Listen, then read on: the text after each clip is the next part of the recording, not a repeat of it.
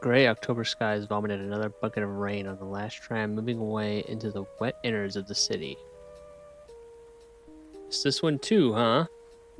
You think to yourself as you retreat deeper into the useless hood of your soaked through jacket, muttering half coherent curses and reaching into the pocket for the blank, dead rectangle of your ancient cell phone. You thump your thumb against the matte black screen disappointedly. Even if you had ordered a taxi, you wouldn't be able to pay for it thanks to your last client who deemed your service too low grade for his money. Stupid low-income son of a broke bitch. Through the static of the rain, your eyes catch a greenish reflection from the neon sign of the coffee shop, flat. You start trudging slowly towards it like some wet, depressed silk moth, sloshing the soup from your socks and your cheap sneakers with each new step. No need to hurry. It's impossible to get any wetter than soaking. It's very true. The door gives way surprisingly easy and you stumble into the well-lit, empty room, the shopkeeper's bell ringing peevishly. A barista swiftly raises her head from a worn-out paperback and says, with a tinge of disappointment in her voice, good evening. Hello, a double Americano, please. Just a minute. She operates the outrageously outdated coffee machine. You hang up your waterlogged jacket and settle your damp carcass on a bar stool near the heater. I wonder if she'll be okay with me hanging my socks over it. Well, smelling my feet after a whole day of walking and meeting the most insufferable people in the city will probably make this place uninhabitable. I think I can at least take off my sneakers and put my feet directly over the heater. I hope their ventilation works. The fear of being judged gives way to the fear of getting sick, and you press your cold, fishy soles against the dusty metal of the heater. Oh yeah, that's better. Much better. The barista brings you an Americano, side-eyeing your bar stool heater situation. Some weather, huh? You don't say. I haven't seen a flood like this since ever. You ain't from around here, are you? Is it that obvious? Nah, you just look like a delivery guy, smell like one too. Oh, if you're talking about me frying my feet on the heater, I can... She smiles disarmingly. Nah, man, I'm just playing with you. It's just a figure of speech. You can fry your feet all you want. As you might notice, business ain't going so great today. Only frogs go to coffee shops in this weather. Yeah, I hate them. They never tip. Wait until you meet a human. She smiles once more, blinding you with her perfectly white teeth. Doesn't she drink coffee in a coffee shop? And extends her hand to you. Name's Rita. I'm blank. Nice to meet you. That heater feels nice too, doesn't it? Now, if you'll excuse me, I'll get back to my reading and you can get back to whatever you're up to. Call me if you need anything. Wait, by any chance do you have a mini USB charger? Mini USB? That's a blast from the past. I'm old-fashioned that way. Some people confuse it with poverty, though. What can you do? Some people just lack perception. But I have to disappoint you. I ain't seen a mini USB since like 2006. That's okay. I need to start keeping up with the times. Rita leaves you alone with with waves of warm bliss rolling through your body from the heater and upwards. The rhythmic patter of the rain is fractally reflected inside your brain, adding weight to your eyelids with each new drop. Coffee should invigorate you, but it only adds jewels to the heat balance of your comfort. Your eyes finally give in, and Rita's ringtone wrangles you from sleep, and you desperately cling to the table, trying to balance yourself on the stilts of a bar stool. Yes? Oh shit, Tara, really? Of course I'm on shift. Where else would I be? Alright, I'll come. Don't worry. I just need to find my swimsuit, that's all. Rita comes over from the counter and touches your shoulder. Listen, blank. I don't want to impose on you or anything, but you seeing as you're so cozy in here, how about you just keep sitting in this chair while I quickly run across the street to give my neighbor my set of keys? It'll take 15 minutes max. That alright with you? What if someone comes? That would be a miracle. What if I'm not the man you think I am and I rob you blindly?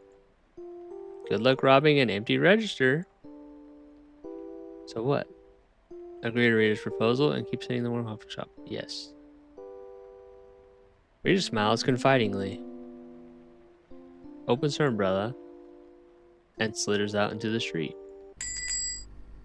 Shopkeeper's bell rings softly before falling silent, leaving you alone with the sound of rain and the gentle hum of the refrigerator. You shrug and pull the wet socks off your feet with a squelch and place them on a heater to dry. Then, with a quick glance, you notice a stack of paper napkins on a table across the room, which you hastily grab and stuff inside your sneakers in a futile attempt to soak up at least some of the moisture. You finish your double Americano with one big gulp. To your surprise, a shimmering clot of anxiety starts forming 2 inches below your solar plexus. But why? It's the fucking coffee. I hate coffee. Why not even order it? The rain grows stronger. The forms that the coffee shop is comprised of start to tremble. To grow disproportionate. With faint specks of light scattered across its numerous surfaces, a pile of cups on top of an ancient coffee machine gazes blankly at you. You lock your eyes on it and jump from the sound of the bell cutting through the stale air. A rumpled middle-aged man wearing a soaking wet white trench coat staggered into the coffee shop. This door does not adhere to fire safety standards. Good evening, sir. Pour me a glass of water, boy. He croaks and materializes 20 marks. A 20? Your hand grabs it way before your brain starts calculating the ethical side of such an action. 20? It's 4 subway rides, 2 packs of cigarettes. It's still not enough to get a taxi, but I'm not Little Lord Fauntleroy. Unceremoniously, you stuff your feet inside the mushy napkin linen sneakers and limp towards the sink with the finesse of an ex-paraplegic on high heels. There you grab the first sorta clean tumbler, fill it from the tap, and give it to the man. His trembling hands grab the glass, pelicanly empties it into his throat, and thumps it on the counter. Then he gives you a long, piercing look with his blue eyes shining in the center of the life-drained face. You don't work here. I'm substituting for my friend. His stare drills a sense of discomfort into you. Why do his hands tremble so much? An alcoholic? He doesn't have a bloated face or any signs of bad blood circulation. Maybe it's Parkinson's, but let's save. Don't forget to share the tips, he said, then turned around so swiftly that droplets from his trench coat rained all over the coffee shop. He bolted out the door, causing the bell to rattle metallically. You exhale and look at the counter to find a thick wallet laying near the empty tumbler, a wallet of a stranger who's willing to pay 20 marks for a glass of water. Run after them. Shake your head disappointedly, remove the moist lumps of paper from your sneakers, put on the disgustingly wet jacket, and run outside, pondering the vastness of your soul and the dizzying height of your moral stance. A gray silhouette is quickly moving down the street into the rain. You run, and occasionally you shout something like, "Sir, your wallet, man!" But the words dissipate into the rain without ever catching his attention. Deaf fuck, you think, full of kindness and humility. After a couple of blocks, the silhouette takes a sharp turn into the shabby alleyway between 2 worn-out red brick buildings. You pick up the pace.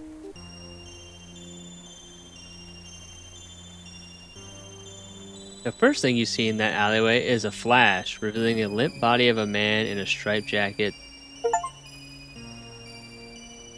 Then you focus on the shape of another man, flickering through a sheet of rain, holding something black and heavy in his hand. The sound of a shot ricochets from a myriad of raindrops and pierces you. Your stomach lurches up to your throat and you scream involuntarily. The stranger turns towards you, his lips moving, but you can't make out any words. Another flash blinds you. Something warm is seeping onto your chest. The wet asphalt crashes into your face with the whole devastating mass of its shining roughness. Why is my shirt so sticky? You didn't make it home. Oh, fuck. Ah. So I got fucking killed. Okay. Let's load. Oh, wait. Quick saves. Okay. This time I'm not taking his wallet to him, no. I'm not gonna get fucking owned in an alleyway again. Did you finally catch a break? Did the mind-numbing sequence of failures finally lead you to a wallet with a 20,000 marks? Really? That much? Emotions flood you. Not a single one of them is noble, but you giggle caustically and glance around looking for cameras. Well, either the coffee shop flat holds the privacy of its customers in high regard, or it just hides the contrary really well. You decide to inspect the contents of the wallet more thoroughly. In the card section, there's a security pass issued to the name of Hans Luge. Hans Luge? The head of security of Unrestricted Tech Solutions, LLC. Jesus, he really does look like a head of security, probably an ex-cop or something. Beside the pass, you see a half-faded VIP card from the casino Titanic. I guess none of us are above sin. With a bit of effort, you squeeze the wallet into a tight pocket of your jeans. It's safer this way. After some consideration, you rinse the tumbler and put it back exactly where it was. What if he comes back? This thought makes your breathing faster. A cloud of anxiety reminds you of its presence in your chest. You bend down a bit too quickly and remove the slimy lumps of paper from your still not even close to being dry shoes. Then you rush towards the heater, put your wet but warm socks over your feet, and... Holy shit, yells Rita as she runs inside the coffee shop. You freeze as, caught red-handed, pulsates in your head, your breathing almost coming to a halt. Rita shakes a gallon of water off her umbrella and looks at you with a genuine concern. Did you really try to rob the place? What about the wallet? Prove the world your nobility and leave Rita the wallet, hoping that a creepy quasi-old man would come to collect it. Are you fucking kidding me? It's 20 grand. Tell Rita about the creepy stranger, but shush about the wallet.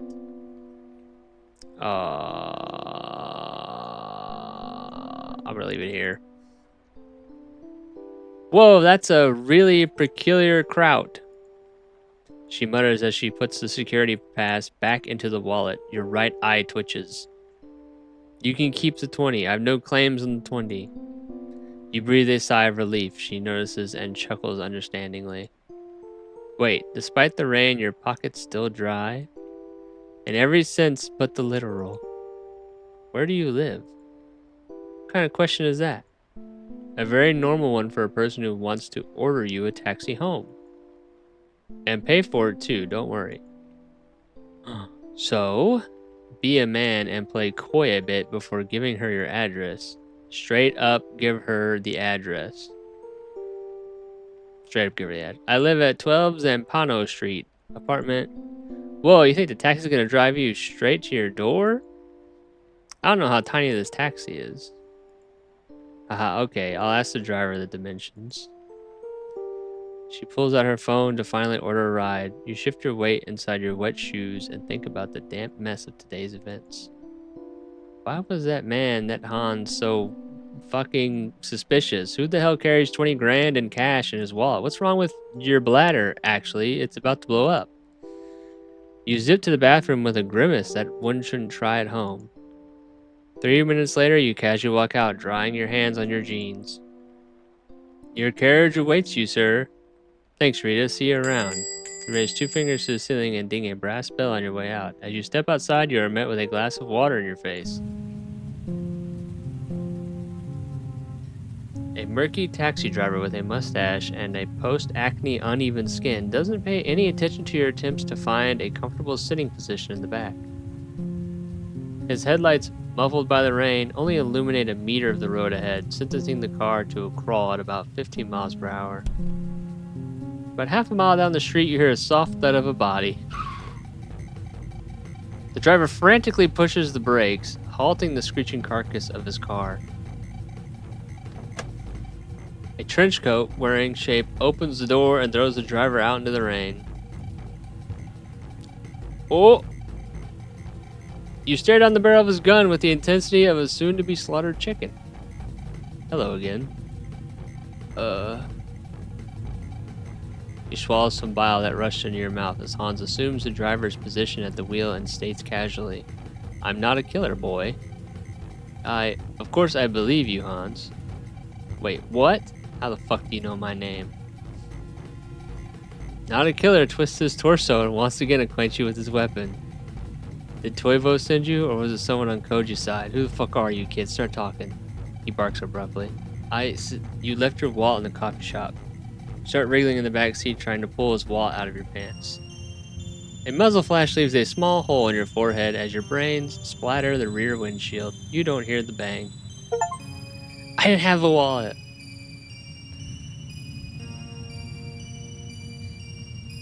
Why would I reach for it? I didn't have it.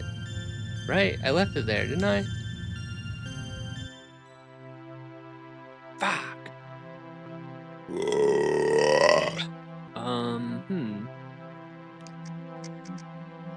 I should have saved again, huh? Keep the wallet.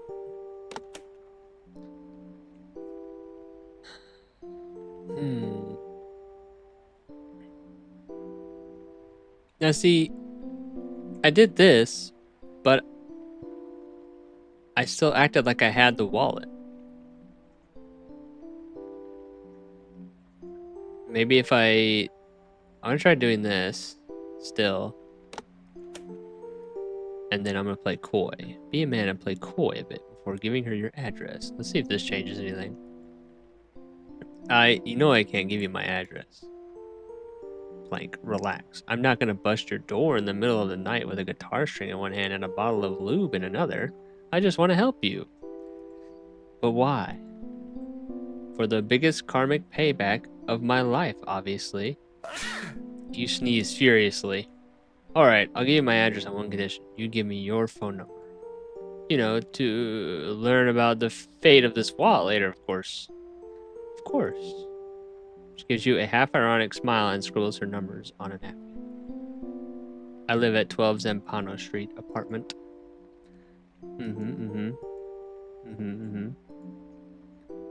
She pulls out her phone, finally order a ride. Yep.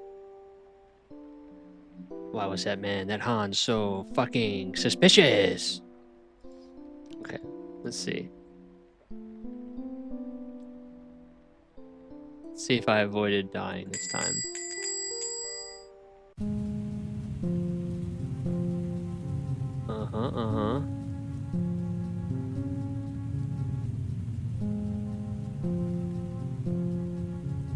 Oh, after an eternity of being stuck in low gear, you hear a faint sound of a police siren. Then a trench coat wearing shape of a person crosses the street mere inches away from the hood of the car. The driver smashes the brakes. I should probably buckle up. Blue reflections of the police lights dance on every surface of the nearby buildings. Through the windshield, you see a silhouette of headlights swerving towards you. Hear the screech of tires. And feel the force pushing you out from the back seat. Your flight is accompanied by the loud crack of either your skull or the windshield, which you effortlessly break through as you fly over the crumpled accordions of the cars. The endpoint of your trajectory turns out to be a police light that softly sinks inside your ribcage. You try to take your last breath, but only manage to gasp for air. Damn it. Okay, so doing that made me arrive a tiny bit later. So I guess I need to lie. Okay. Are you fucking kidding me? It's 20 grand. Tell Rita about the creepy stranger, but shush about the wallet. Yeah, I tried to steal the heater. Unfortunately, it's bolted too tight. Ah, yeah, I feel you. My teeth are fucking chattering. Did anyone come by? Someone did. A weird pale German-looking guy, shaking like he had Parkinson's or something. Also this. You give Rita a 20. He paid that much for a glass of water. Can you imagine? Whoa, well keep it to yourself. Consider it your paycheck for today. You sure about that? I'm not, but I want to be kind and leave a good impression, so please don't test me. Ask her to order you a taxi? Are you crazy leaving your personal information in a place where you've almost committed a sort of a crime?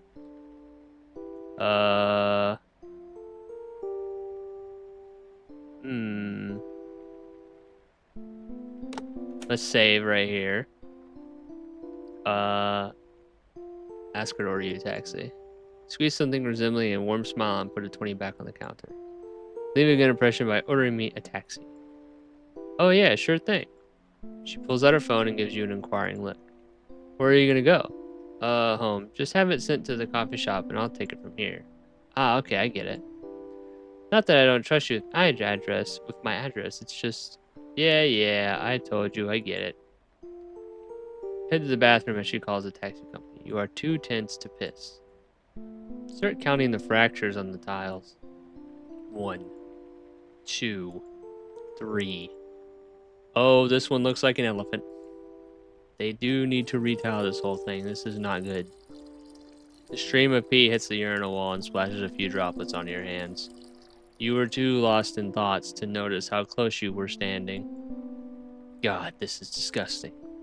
Hastily, you wash your hands and dry them on your jeans. The taxi's already outside, says Rita as you exit the bathroom. A murky taxi driver with a mustache and a post-acne uneven skin doesn't pay any attention to your attempts to find a comfortable sitting position in the back. About half a mile down the street, 2 policemen pull you over and ask for your ID. What happened? Murder. Of course it was murder. The cop blinds you with his flashlight. How to not look guilty? You ask yourself as you extend your arm with the wallet through the gap in the window. Wrong wallet. You try to slide your hand back inside the car, but the cop claws the wallet out of your limp grip and eyeballs you with the most suspicious look you've ever felt so far. Why did I even give him the wallet? Why not just the cop pulls the security pass out of the wallet, compares the photo of Hans with your shivering face and says dryly, "Sir, step out of the vehicle, please." Of course. Taxi driver almost breaks his neck trying to follow you with his stare as you step out back into the rain. One of the cops unholsters his gun but isn't pointed at you. He just makes sure you know he has it. You chuckle nervously. Hans Lug? No, listen, I'm not the owner of this wallet. Well, yes, but... So, how did it come to your possession, then? I found it? Back him up, Jim. But what about... You didn't make it home. Oh, okay. So... Oh, wait. No. Pause. This one. Okay, now we're gonna do this one. Well, you said it yourself. You quickly return the bill into your pocket. How far is the nearest metro station? Like half a mile from here, but you don't want to go, man. Trust me, there's nothing to do outside without a boat. But what if he comes back? You think, involuntarily clenching your jaw. I'm already terribly late, so... Let me order you a taxi. Do I look like a billionaire? Squeeze your left hand through the wet sleeve of your jacket. I can pay for the ride? Do I look like a charity case? Come on, it's okay. I'm pretty sure I can walk half a mile in any weather. Can you swim half a mile, though? At least take my umbrella. Rita. You know where to return it. You step outside, muttering words of gratitude. The shopkeeper's bell rings a farewell, sending you off into the concentration camp of late October's rain. Every attempt at drying your clothes is washed away in the first 2 seconds of walking down the street. Rita's umbrella is rendered useless by an especially ferocious gust of wind that turns it inside out. You manage to close and continue moving towards the seemingly unreachable metro station.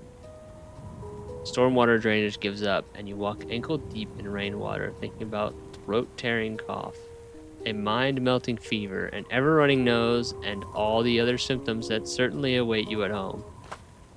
With a strange satisfaction, you look at your sneakers, squishing and bubbling with water with every step you take. You walk, counting your steps, swearing profusely, cursing God, clutching the wallet, and glancing enviously at the occasional car moving in the same direction as you. Fuck the cars, fuck the clothes, fuck my immune system. The only thing that matters is that 20 grand in that leather fucking wallet. Mercantile? Sure, but the possibility of not living paycheck to paycheck for the next 6, maybe even 9 months if you keep it frugal, and you always keep it frugal, warms you under a frantic storm. From behind a wall of rain, a building with a neon sight Titanic emerges. Your thoughts immediately jump towards a VIP card patiently residing in the wallet. Should you?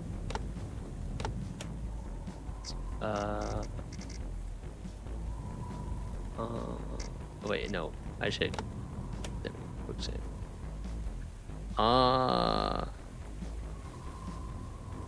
Let's go inside. It's fun. A padded door is unreasonably difficult to open. The relatively empty casino interior greets you with a wave of warm, subdued lightning. 3 half-drunk, identically shabby men stand around a roulette table, not doing anything but drinking. Behind them, an entrance to the VIP room is guarded by a classically bald, 6-foot-tall, refrigerator-looking goon with an impenetrable face that not even a mother could love. To the right, a weirdly energetic bartender with a devilish spark in his eyes is filling the lime box with freshly cut limes. You shake the umbrella, drawing everyone's attention. Hello? Think fast. Check out the VIP room. You give in to your curiosity and slosh to the entrance in your wet sneakers. The goon in tuxedo stops you with a soft yet decisive move. He looks at you disinterestedly and says one simple no. But you pull out the wallet and show the bouncer your newly acquired VIP card. He squints and rips it out of your hand, then thoroughly inspects it as if it was some sort of an extraterrestrial artifact. Wait a second, sir. The darkness of the VIP room swallows him in a matter of moments, leaving you alone to shift your weight from one foot to the other under the gaze of everyone in the casino. Suddenly you feel a gust of wind, the kind that only you seem to notice. It pierces you right through, sending the waves of goosebumps across your body. Everything inside you feels suspended on some tiny invisible strings, and the only thought your brain can muster is, run. Why? You spot 3 silhouettes approaching from the darkness of the room. The urge to flee to the metro, to the police, to get rid of the wallet, to cry for help, to flow down the drain along with everything the rain has poured overwhelms you, but you just take a deep breath and remain firmly rooted in place. The bouncer places his excavator bucket of a hand on your shoulder. On each side of him, 2 identically unpleasant men grow out of the ground and into the tuxedos 3 sizes bigger than they should be. They greet you in unison with carnivorous smiles, and you stutter. You know, I've just got a call, and you are coming with us. I'm coming with you. Thank you for being sensible. And you walk beside them through the hall. Past the velvet couches with cheap cup holders and bronze tacky ashtrays. Across the room with an infuriatingly obnoxious carpet. Passing the frozen-in-space waiter and the allergically snorting blackjack dealer. Through a technical corridor with crumbling walls and wires dangling dangerously low. Into the small but cozy room with a black and white TV with nothing on. A small refrigerator adorned with a single magnet from Sweden. A glass table with coffee stains. A coffee maker with a mold-ridden pot and a pack of instant coffee beside it. A tiled floor that hasn't met a broom in a while. A leather couch with cigarette burns. And 3 eclectically draped chairs, with a man, an old man, sitting in one of them who raises the aquariums of his thick glasses to you and softly whispers, "Buck him up, Anton." A skillful blow to the cheekbone sends you crashing onto the couch. Black spots mockingly dance in front of your eyes as you turn your stiff neck towards the old man. A dry, contemptuous expression creases his face. "What the fuck do you think?" Young man, be silent. What? Anton, empty his pockets. Anton pats you down and finds your dead cell phone, a damp pack of house blues, your slim wallet, and Hans's leathery brick of money. The old man takes it and turns the thick wallet around with a certain degree of bafflement glimmering in his eyes. He opens it, runs his fingers through the cash, pulls out a security pass, holds it close to his face for an uncomfortable amount of time, and finally says, "This young man's loaded." "This is not mine." "Now, don't be shy. Did Toivo send you?" "He did, didn't he? But why? For what reason?" "What?" "Hans, listen. Your friend has already shot my bookie. You are too late." "Well, maybe you're too early. What the hell do I know about Toivo's operations? But, despite everything, I, Andreas Fink, give you my word that we will let you go if you tell us what your goal is, and I'm not Hans. Please don't interrupt. And we'll even let you have your money too. Just tell us the name of I'm blank. Anton, do you feel as if our companion doesn't show us proper respect?" Anton ruminates for a solid minute. His irises bounce off the corners of his eyes as the gears of thought slowly turn inside his skull. Upon realizing the implication of his boss's question, he paternally squeezes your shoulder and nearly blows the stuffing out of your head with his monstrous fist. You spread thinly across the couch. You feel nothing but numbness in the place where your head should be and a vomit boiling somewhere on the outskirts of your digestive system. Hans, it's in your best interest to not lose the thread of the conversation. I'm not... A wave of panic burns through every available instrument of reason. You lift a concrete slab of the... Whoops. I hit the wrong button. You lift a concrete slab of the back of your head off the couch and stare into the thick, pitiless glasses across the glass table. Hans, I beg you, do not stall. I believe you have something better to do other than getting the shit beat out of you. Well, do you?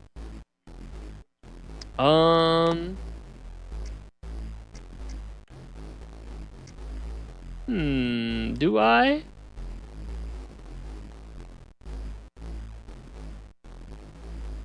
I don't think they'll believe me, right? I guess.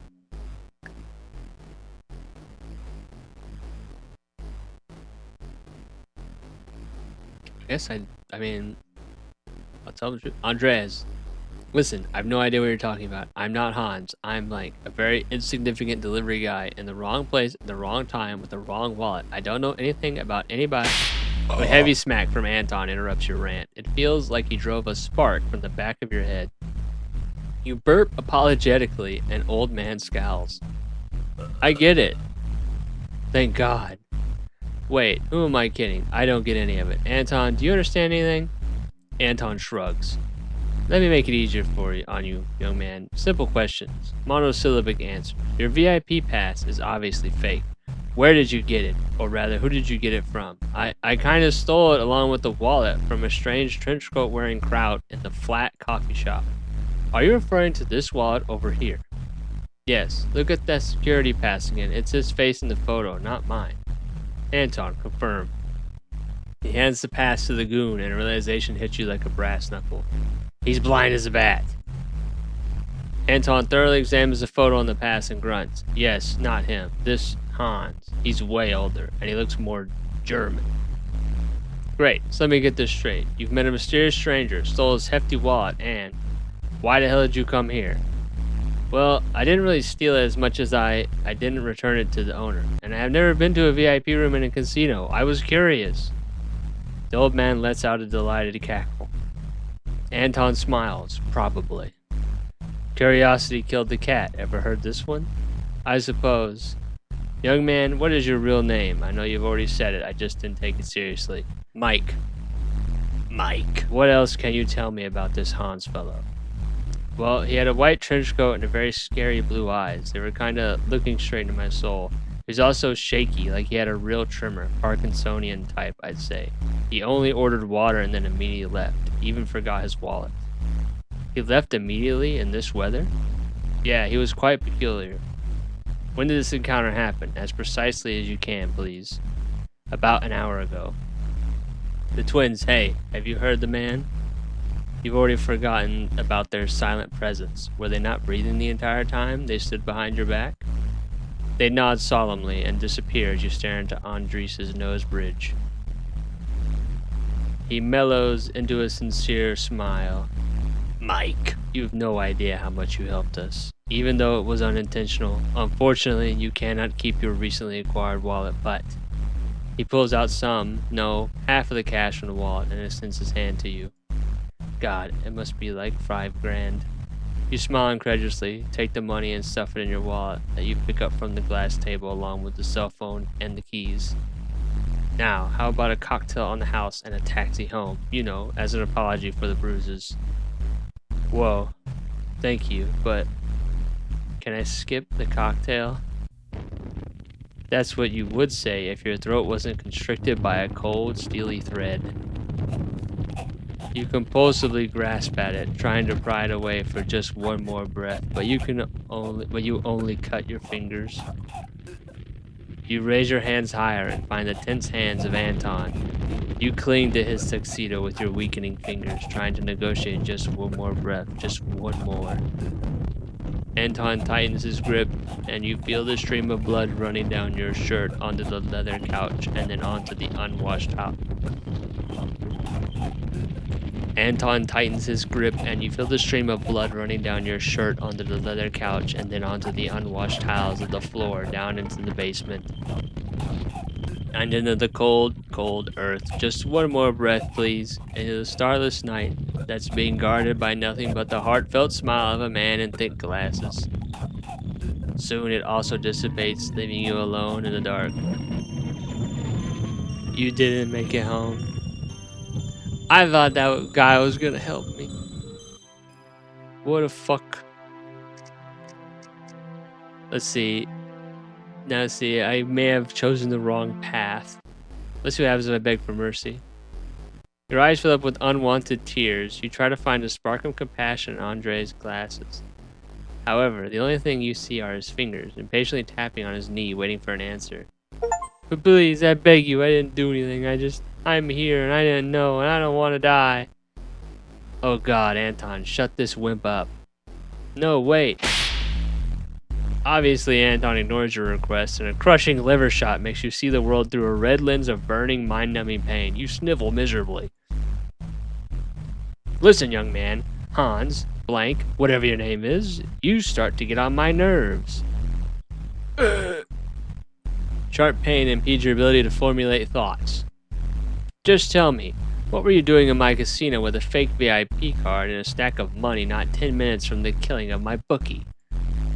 I took the pass along with the wallet from a German man in a gray trench coat. Anton looks at you, then at the boss with a silent question in his eyes. The old man irritably waves his hand at him. Go on, please. At the coffee shop, flat, about an hour ago. Jesus Christ, it hurts. You burp a sour smell of raw innards. Anton winces. The twins, have you heard him?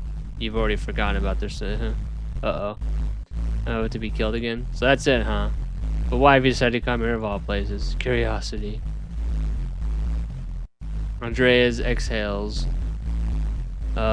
disappointedly and rubs his temples. Have you found any weapons on him? No, boss. Then even if he is involved, he's just I don't know. And the important thing is, I don't really want to. Well, in that case, we probably shouldn't dispose of him. Especially with all these police crawling through the neighborhood. Think so, boss. Like, it seems as though the circumstances are working in your favor. Anton, please, would you be so kind as to get this young man out of here? Meaning physically. Just get him off the casino's premises. I don't care what happens next. But my wallet stays here. Well, Hans's wallet. You can take yours. You hurriedly collect all of your belongings from the table. And one more thing, forget about us, because we will remember you. A rush of goosebumps runs through your body as Anton drags you off the couch and out into the web of corridors. You walk through them with a deep sadness from the loss of 20 grands. That's too big of an amount to lose in one day. Finally, you see an exit and feel a slight relief from the fact that whatever this thing was, it is finally over. A loud bang behind your back causes your head to twitch limply as your body crumbles onto the ground. The last thing you see is a scarlet stream merrily running across the bumps in the concrete. Oops! I got shot in the back of the head. Okay, so I guess I can't go in there. I didn't do anything else, right? Oh, I guess I could have sat at the bar. Let's try sitting at the bar and see what happens.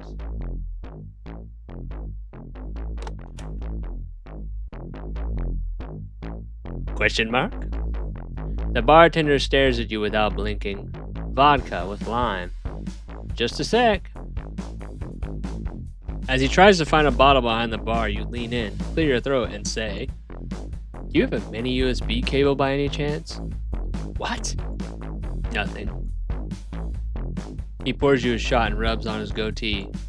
He appears as though he desperately wants to say something, but something inside of him is resisting. The dissonance of it all is almost making him collapse, so you decide to take the initiative inside. Quite the weather, huh? Someone was killed a couple blocks from here, like half an hour ago. What? You take a shot. The warmth spreads down your esophagus, reaches the stomach lining, and makes you clench your left hand into a fist to offset the cutting, pre-ulcerative pain. Cops came by, asked some vague questions, and our boss went to the station to testify or some shit. Can you believe it? Your shaking hands drops a 20 on the bar. Another shot, please. Sure thing. This time he also pours one for himself. You raise your shots in silence. You reach in your pocket for a pack of semi-dry house cigarettes. It takes 5 tries to light one. The bartender slides you an ashtray. Your stomach pain eases, or maybe it's the vodka numbing your pain receptors into submission. Cough. What brings you here, by the way? Me? I'm a delivery guy, man. I deliver vacuums and shit. Listen, pour us another one. I do fucking need it. It's been a while since... Achoo. Are you contagious? Nah, man. It's just this hypothermia thing. I'm as wet as a dog. Well, okay. With a swift motion, he offers you a napkin. You load 1.5 pounds of yellowish snot into it. They say the victim was Asian. Huh? A hate crime or something? I don't know. We have an Asian working here. Japanese fellow, Koji. Cheers! You down another shot with the bartender. His cheeks gain a bit of color. His eyes cloud over with nostalgia. He leans over and whispers. That Koji, he's like a half-legal bookie or something. Well, it's a casino. Everything here is half-legal. You think he's the one killed? Nah, can't be. Simply can't. He wasn't here today. Man, that's creepy. All that stuff is like... You know. Yeah, I know. And I need to sit here the rest of my shift? Why? What's the point? There's barely 5 people in the whole casino. Don't they drink? Oh, they do, but they never tip. Fuck them then. Yeah, fuck them. The bartender runs his fingers through the hair on his neck. Are you here to play roulette or something?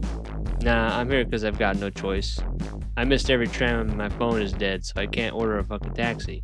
I can order a taxi if you want. Should he? We don't need to do that. Let the taxi drive you home. For real? Man, you're a lifesaver. There's nothing. He waves you away with a smile and calls the taxi company. You slide your fingers down Hans's wallet and fish out 100 marks.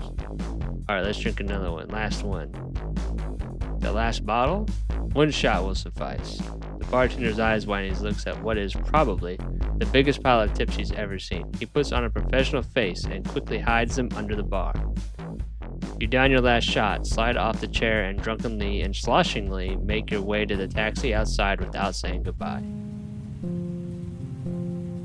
A murky taxi driver with a mustache and a post-act. Yep, it's the same guy.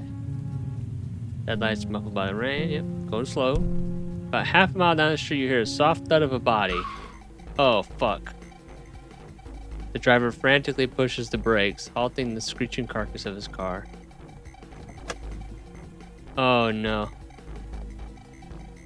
Oh, no, not my friend. Uh-huh. Hello again. Ugh. Swallow some bile rushing in your mouth as Hans assumes driver's position at the wheel and states casually, I'm not a killer, boy. Of course I believe you, Hans. Wait, what? How the fuck do you know my name? Not a killer twists his torso and once again acquaints you with his weapon. Toivo send you, or was it someone on Koji's side? Who the fuck are you, kid? Start talking. He barks abruptly. You left your wallet in the coffee shop. Start wriggling in the back seat, trying to pull his wallet out of your jeans. Hans cocks the trigger and presses the barrel against your forehead. You have a death wish, kid? I just want to show you the wallet. Jesus fucking Christ. You fucking youngsters. You know I could have shot you. Well, alright, show me the wallet. But do it slowly. You exhale a wave of fumes of sour, half-digested alcohol. Please don't breathe in my direction ever again. What the fuck did you drink? Vodka. That tracks. Finally, you manage to pry the wallet from your pocket and drop its wet, leathery body in the cup holder. Hans weighs it in his hand incredulously. A lopsided smile creases his face. Kid, that's not luck. That's destiny. Hans starts the engine. Sorry, kid, but you had to make a detour on your way home. Unfortunate for you, I have a flight to catch. But could have ended so much worse. I could have killed you. Okay, I wouldn't have killed you. See, they made me... let's skip the details. It is what it is, and you're part of it, want it or not. That's destiny. You swallow a hefty gulp of acidic saliva and disassociate to the sound of the rain. Your heart feels like it's about to burst out of your ribcage, but the rest of you is strangely calm. After 5 minutes of what feels like the slowest ride of your life, the headlights reveal the silhouettes of a couple of police officers waving for Hans to stop. Hans meets your eyes in the rearview mirror and frowns. Buckle up, kid. What? Hans convulsively shifts the gearbox and floors it. Whoops. 15 to 60 press you into your seat. You grab onto the seatbelt buckle and in 1.5 milliseconds of clarity, fasten the belt with a satisfying click. You look at your shoes as the speed of the vehicle enters the 3-digit territory. You raise your eyes to the window and see a brick wall. Holy moly, kid! Yells Hans as he frantically turns the steering wheel. The car drifts across the wet asphalt. Taxi slams into the wall sideways, releasing a cloud of brick dust that is immediately washed away by the rain. The left side of the vehicle rises in the air, freezes for a second, and then succumbs to gravity with a plaintive rattle of transmission. The seatbelt digs into your ribcage and you taste metal. Hans looks at you worriedly, clicks his tongue, and runs into the night without closing the door. You wince as the rain-filled wind blows into the salon. The yellow glares of the streetlights crawl indifferently across your face, refracting for 1,000 times inside the rain pouring down a cracked passenger window that you rest your head on. Rearview mirror gasps its last breath, ponders its situation for a moment, and falls to the floor.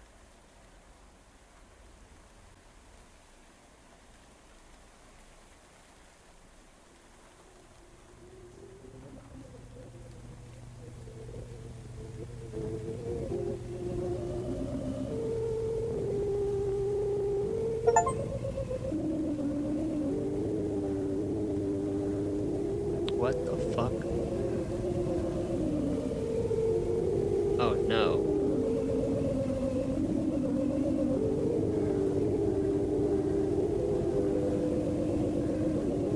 Oh no. What? The fuck happened to me? Uh...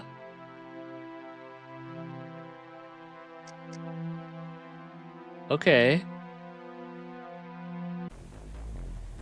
Alright, we're gonna walk to the station. This probably won't work. Let's see. After only a few minutes of walking in the mockingly weakening rain, you arrive at the entrance to the metro. Near the station, there's nobody in sight, not even any cars, except for a single police vehicle quietly corroding through the cracks in its paint. Without paying any attention to this little detail, you push the carved doors open to find yourself under the gaze of an entire police station.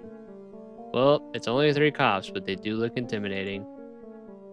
Fuck, you mutter under your breath. You feel the bead of sweat forming on your forehead as you try to walk as innocently as possible towards the subway booth, praying silently that you won't attract any more attention from these cops. The prayer goes unanswered.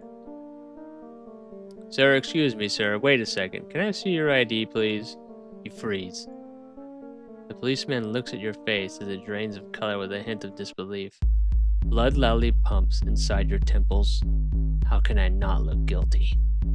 You ask yourself as you pull out a flat wallet from the pocket of your jeans. Wrong fucking wallet. Your hands shake. You try to force the wallet back into a pocket of your jeans, but for some reason it just wouldn't fit. Whatever. You pull out your real wallet from the inside of the pocket of your jacket.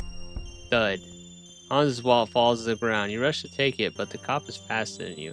He grabs it right before you can, stands up, opens it, and his eyes widen at the load of cash lining the leathery insides. He pulls out a security pass, compares the photo of Hans with your shivering face, and says dryly, "Where did you get that?" A second cop approaches you and casually unholsters his gun, but he doesn't point it at you. He just makes sure you're aware that he has it. You chuckle nervously. Hans Lug? No, listen, I'm not the owner of this wallet?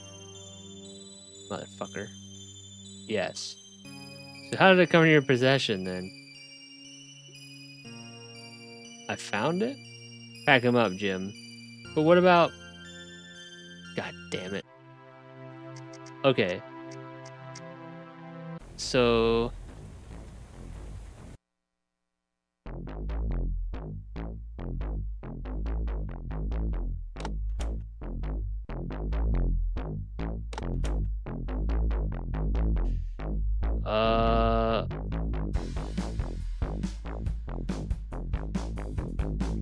Ah man, I got one more thing to do here.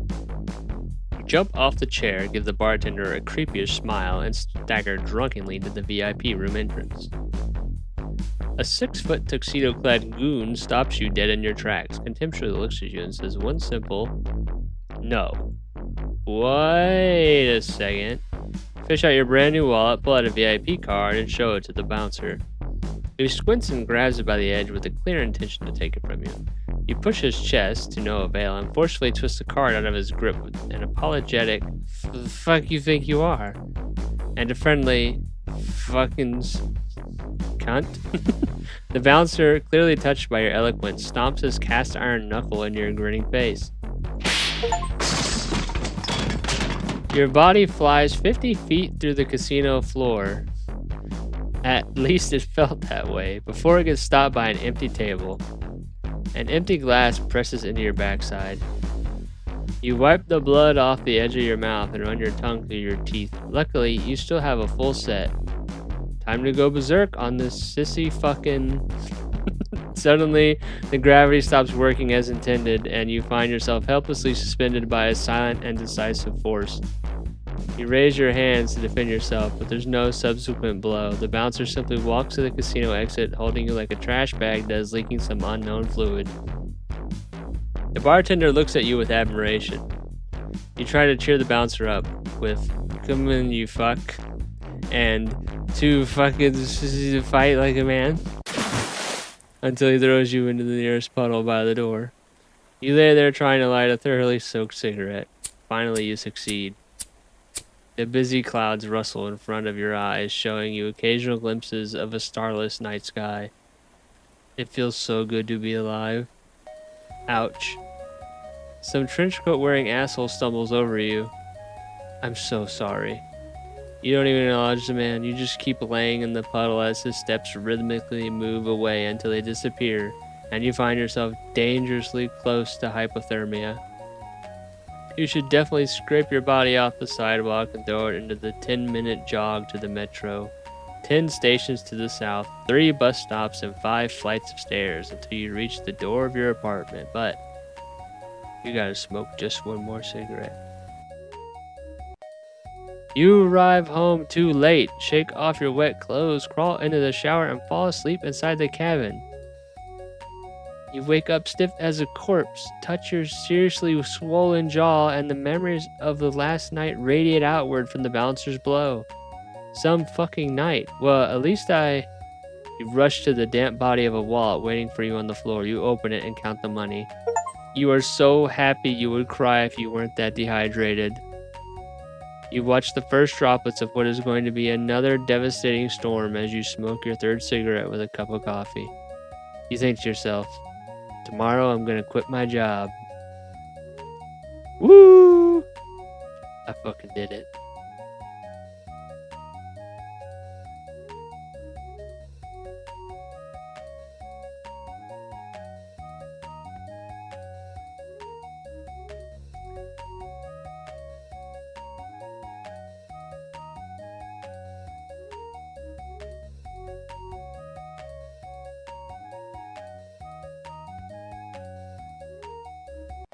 You're welcome. That was a good game. The fuck was that horrible monster that killed me that one time?